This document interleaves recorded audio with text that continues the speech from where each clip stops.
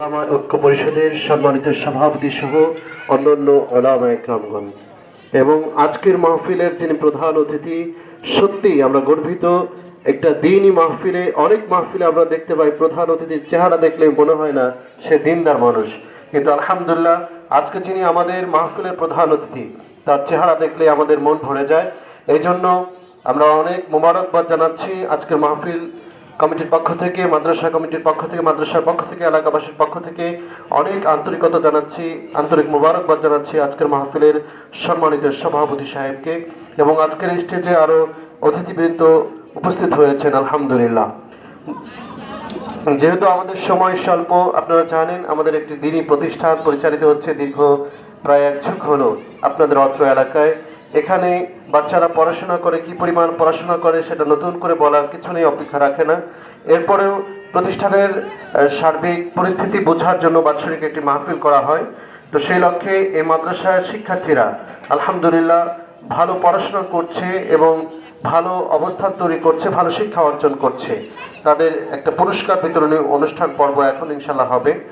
আর আমাদের অতিথিবৃন্দ আছেন, তারাও আপনাদের সামনে 2-4টি কথা বলবেন ইনশাল্লাহ। আমরা যারা এদিক সেদিক আছে আমরা অতি দ্রুত প্যান্ডেলে চলে। আলহামদুলিল্লাহ আমাদের এই মাদ্রাসায় আপনারা জানেন সুবিধা, ছোট ছেলে বাচ্চাদেরও পড়াশোনার সুব্যবস্থা এখানে আছে। ছোট ছোট শিশু বাচ্চারা এখানে পড়াশোনা করছে। তো পুরো মাদ্রাসার মধ্যে অত্যন্ত প্রিয় মানুষ, আমি আগেও বলেছি যে কাউন্তিয়া ইউনিয়নের গর্ব যিনি, একজন আলেম মানুষ। অত্র এলাকায় প্রায় যতগুলো প্রতিষ্ঠান আছে সব প্রতিষ্ঠানে যার হাতের ছোঁয়া আছে, যার অবদান আছে এবং অত্যন্ত বিনয়ী মানুষ। আমি অত্র এলাকার মধ্যে একজন শ্রেষ্ঠ বিনয়ী মানুষদের অন্যতম একজন।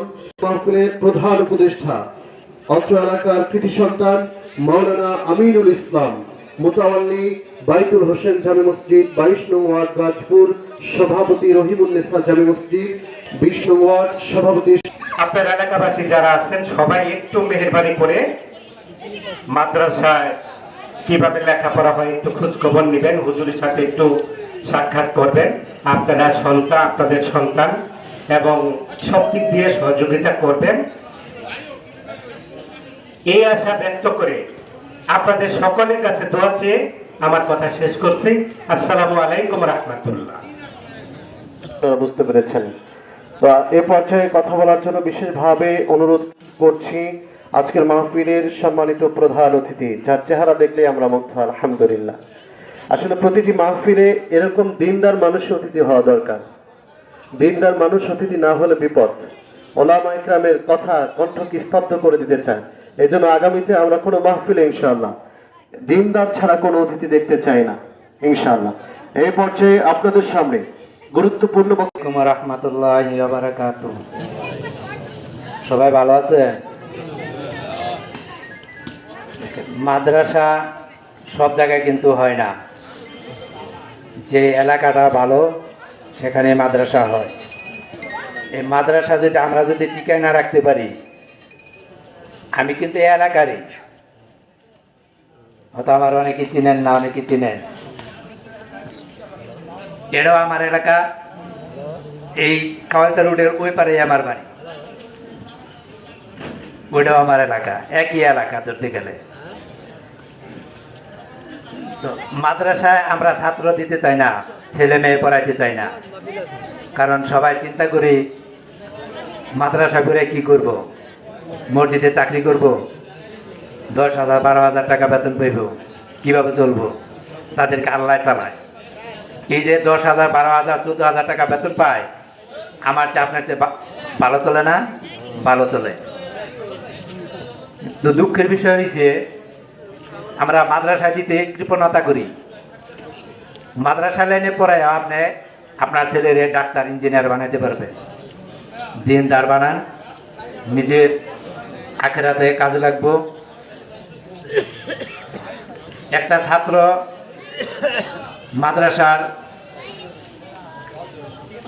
মাদ্রাসার একটা ছাত্র কোনোদিন পিতামাতার সাথে আজ পর্যন্ত ছাত্র আপনি হাজার না লাখের মধ্যে লাখই পাইবেন যে আপনার বেয়াদবি করে, কিন্তু মাদ্রাসার একটাও পাইবেন না। বৃদ্ধাশ্রমে গেলে দেখতে পাবেন আপনার যত ইঞ্জিনিয়ার, ডাক্তার, বড় বড় লোক যারা আছে বিদেশে থাকে, তার ছেলে মেয়ে বিদেশে থাকে, অথচ মা বাবা বৃদ্ধাশ্রমে থাকে। কিন্তু কোন গরিব লোকের, কোন মাদ্রাসার ছাত্র পিতা মাতা আপনি একটাও খুঁজে পাবেন না। কারণ বৃদ্ধাশ্রম বেশি দূরে না। যদি বিশ্বাস না হয়, এই যে ভোতাপাড়া গেলে দেখতে পাবেন। এই জন্য আমি অনুরোধ করব, আশেপাশে যারা আছে সবাই মাদ্রাসার প্রতি খেয়াল রাখবেন, মাদ্রাসার সহযোগিতা করবেন। আর বিশেষ করে মাদ্রাসায় তো অনেক জরুরতি থাকে, আমি খেয়াল রাখবেন। এই বলে আমি আমার কথা শেষ করছি। আসসালামু আলাইকুম রহমতুল্লাহি ওয়া বারাকাতুহু।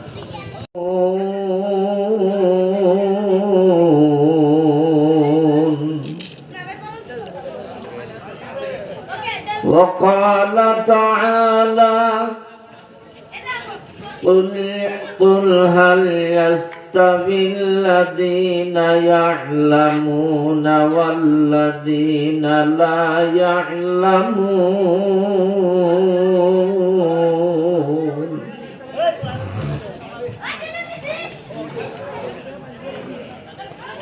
وقال النبي عليه الصلاة والسلام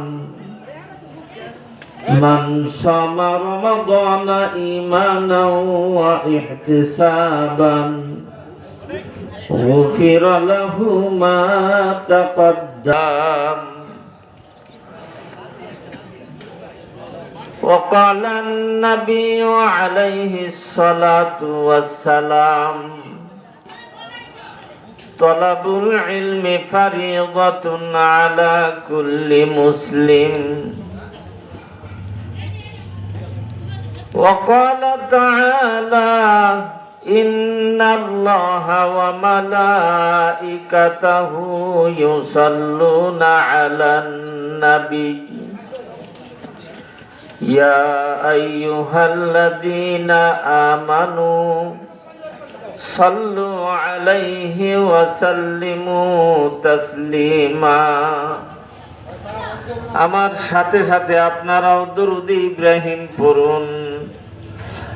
আল্লাহুম্মা সাল্লি আলা মুহাম্মাদিন ওয়া আলা আলি মুহাম্মাদ কামা সাল্লাইতা আলা ইব্রাহিম ওয়া আলা আলি ইব্রাহিম إنك حميد مجيد.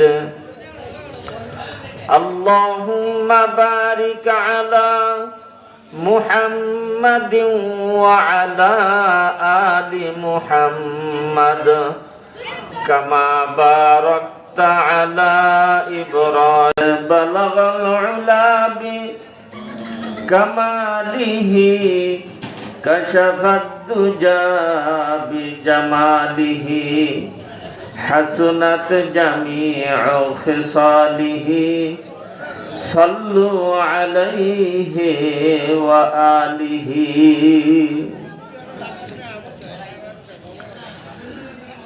محمد کے آمود سراجا منيرا